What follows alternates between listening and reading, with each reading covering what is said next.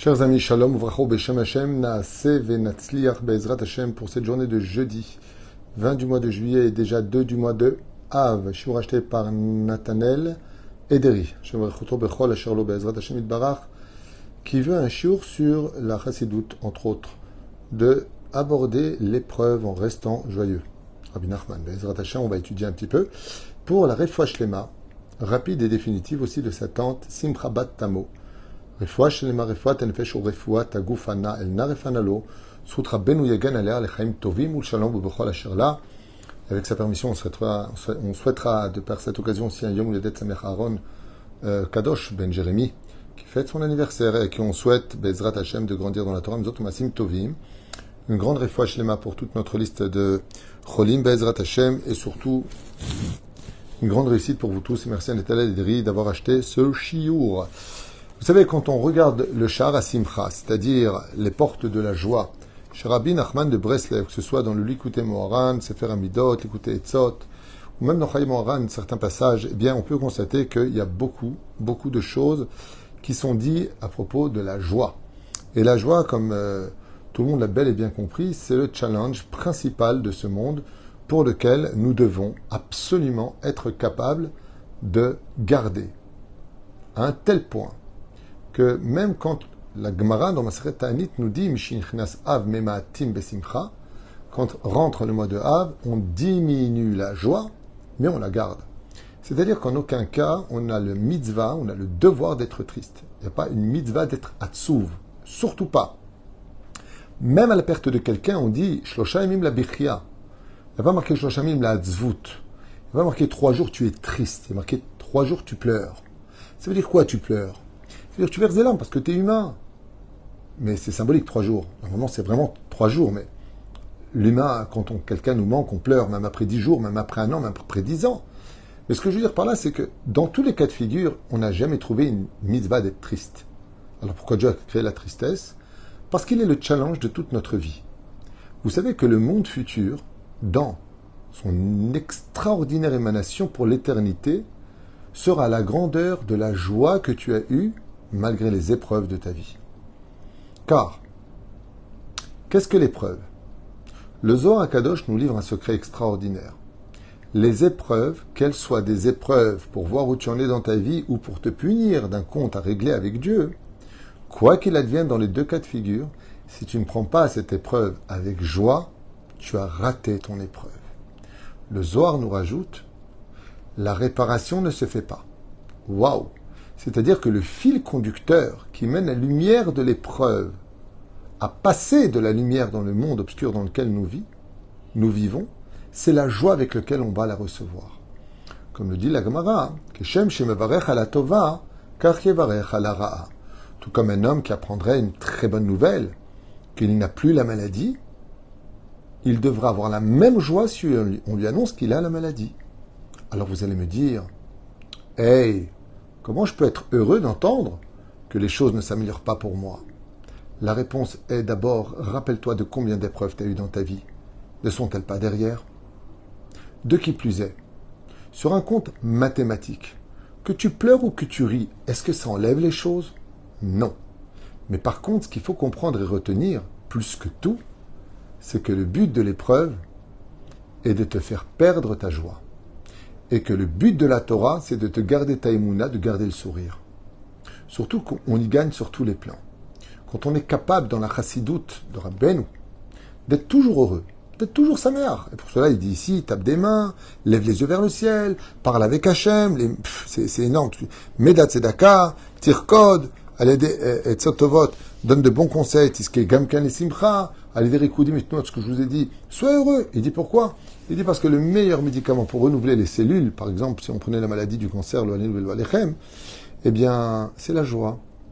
Le fait d'être heureux, vous savez que dans beaucoup d'hôpitaux, on soigne aujourd'hui, à part bien entendu les radiothérapies et chimiothérapies, eh bien, on soigne les gens avec des clowns. Et qu'est-ce qu'ils font les clowns? Ils font rire. Ils font rire ceux qui sont atteints de leucémie, de maladies quelconques. Rien que de donner de la joie. Comme je vous l'avais raconté, à propos de ce fameux élève de Rabbi Akiva, qui manquant à la yeshiva parce qu'il était mourant, Rabbi Akiva constata que sur les 24 000 élèves, il en manquait un. Waouh! 24 000 élèves. Il a remarqué qu'il manquait un. Quand on considère l'autre comme son fils, la quantité ne nous aveuglera pas de son absence.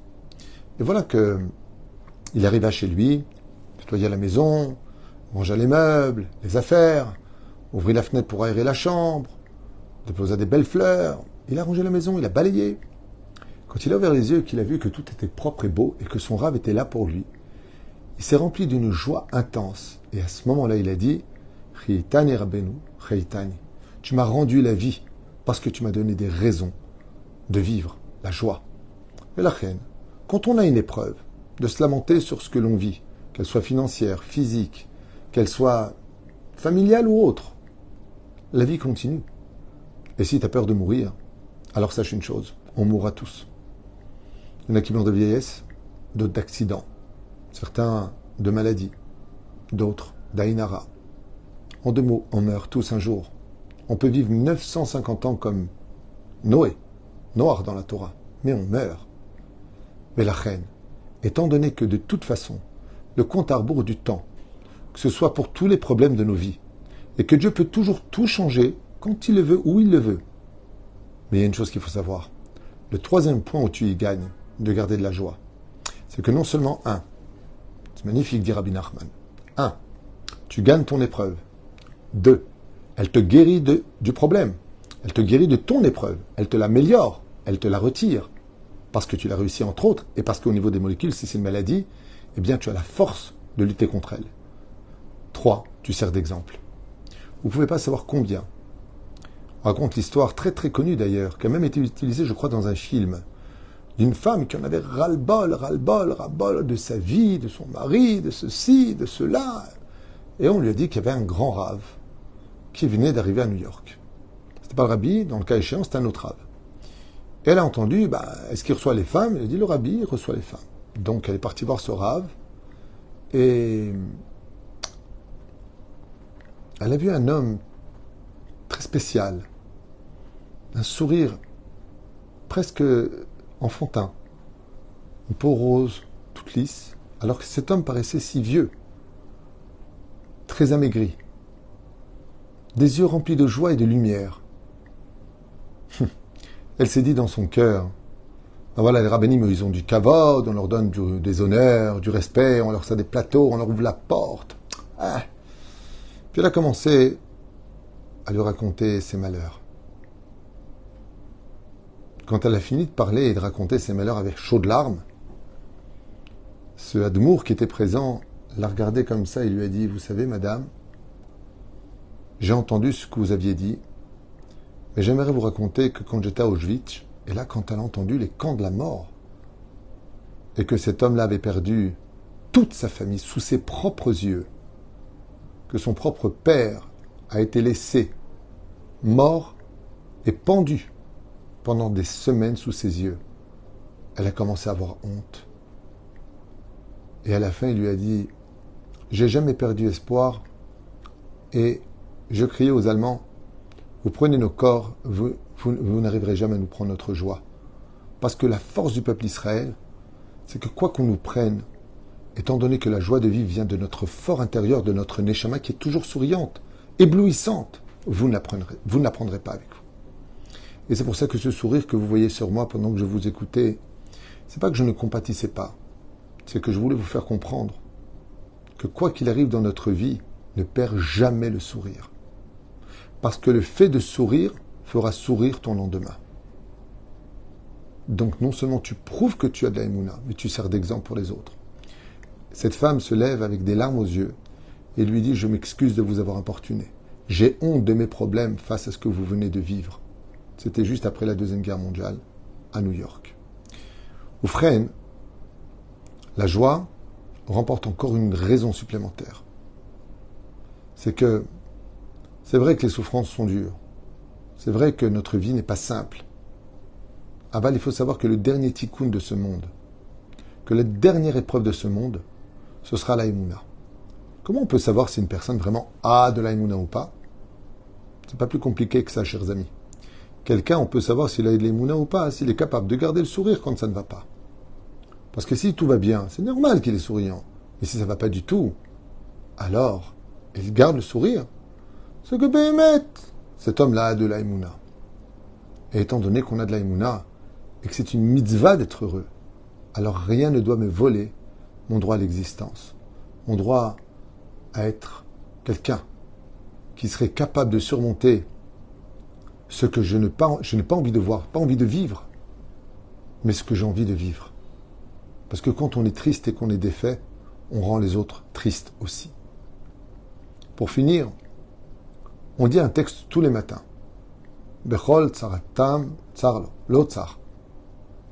De tous les malheurs que nous avons, Dieu les subit. Je m'explique. Quand vous avez mal, Dieu a mal. Quand vous souriez, Dieu sourit. Dieu est en nous. Ce qui fait que si je n'ai plus la force d'être heureux pour moi, alors sache que quand tu pleures et que tu es malheureux, le Créateur du monde pleure et il est malheureux. Parce qu'il t'a créé. Parce qu'il t'aime. Et vous savez qu'un père ne peut pas être heureux si ses enfants sont malheureux. Mais quand un père voit ses enfants heureux, malgré les difficultés de la vie, il est fier d'eux. Et il ne se permet pas d'être malheureux. Parce qu'il voit ses enfants heureux. Ainsi donc, l'une des raisons principales de la chassidoute, surtout celle de Rabbeinu, c'est de nous dire que Bechol tsaratam lo tsar. Quand vous êtes triste, vous rendez Dieu triste. Parce que qui pourrait changer la situation? C'est Dieu. Mais Dieu, il sait pourquoi il vous a mis dans cette situation. Ce qui fait que gardez le sourire pour que lui le garde. Parce qu'à la fin, pour un sourire de 70 ans, 80 ans ou 120 ans de vie, Dieu nous offre un sourire pour l'éternité dans un monde d'abondance et de joie intense qui n'a pas de fin. Un dernier exemple de Rabbeinu qui ramène. Et il dit, la joie amène la joie, la tristesse amène la tristesse. Rabbi Nachman de Breslev enseigne que toutes les mitzvot doivent être toujours vécues toro kevaro, sans aucune hypocrisie, sauf une. Tu as le droit de faire semblant d'être heureux. Pourquoi? Rabbeinu, il dit, parce que celui qui fait semblant d'être heureux, pour garder la joie, dans cette attention, pas l'hypocrisie à proprement dit, alors Akadosh Baruch Hu lui envoie tout de suite de bonnes nouvelles pour qu'il ait eu raison d'être heureux. Souris à la vie et la vie te sourira. Ce qui fait que quand j'ai un problème, une épreuve et que je suis triste, j'apporte la tristesse pour le lendemain. Mais quand de l'autre côté, je laisse la tristesse passer, je suis mes larmes, la vie continue, tant que je respire, je vis, ce que je peux prendre, je profite. J'ai mes petits-enfants, j'ai ceci et cela, je suis fatigué, je prends un médicament, prends des médicaments, ne te prends pas la tête, c'est comme ça qu'on guérit, c'est ce qu'il faut faire, je fais. Mais je veux profiter de chaque seconde de ma vie. Le moindre moment où je pourrais me lever, parler, écouter, dépenser même une glace. Il y a quelqu'un qui m'a dit, Rav Tutu, j'ai tellement plus d'argent que je n'ai même pas de quoi aller au restaurant. Je lui dis, une bonne glace italienne, t'as les moyens? Il m'a dit, ça oui. Eh ben, va la prendre. Il m'a dit, bon, c'est une façon de voir les choses. Je lui ai dit, non, c'est pas une façon de voir les choses. C'est ce qu'il faut faire, tout simplement. Si tu peux pas manger dans un restaurant, bah, tu prends une bonne glace qui compte. C'est passer un bon moment avec ton épouse. C'est ça qui compte. Tout ce qui vient autour, c'est de la décoration, même si c'est agréable. Mais c'est pas de ça dont ça doit dépendre. C'est de ce que toi, tu vas donner comme joie à Kadosh Baruch Hu pour avoir des raisons d'être heureux.